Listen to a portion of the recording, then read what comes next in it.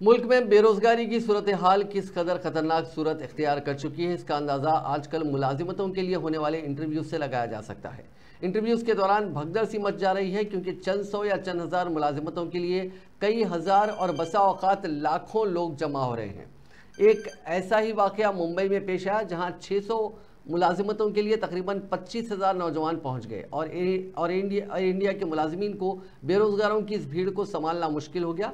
Air India की जानिब से निकलने वाली ये 600 मुलाजिमतें किसी बड़े ओहदे या किसी बड़े पैकेज के लिए नहीं थी, बल्कि एयरपोर्ट लोडर की थी। एयरपोर्ट लोडर की तनख्वाह 20,000 से 25,000 रुपये माहाना के दरमियान होती है, लेकिन ओवर टाइम अलाउंस के बाद मुलाजिमीन 30,000 रुपये तक या उससे कुछ ज़्यादा कमा लेते हैं। एयरपोर्ट लोडर को हवाई जहाज़ की लोडिंग और अनलोडिंग और सामान के बेल्ट और रैम ट्रैक्टर चलाने का काम सौंपा जाता है। एयर इंडिया इन 600 मुलाजिमतों के लिए मुंबई के कालिनिया में 25,000 से ज़ायद लोग जमा हुए। भीड़ इस कदर बढ़ गई कि एयर इंडिया के लिए उन्हें संभालना ज़बरदस्त मुश्किल हो गया। इसके लिए पुलिस भी तलब की गई, मगर ये भीड़ पुलिस के लिए भी दर्द सर बन गई।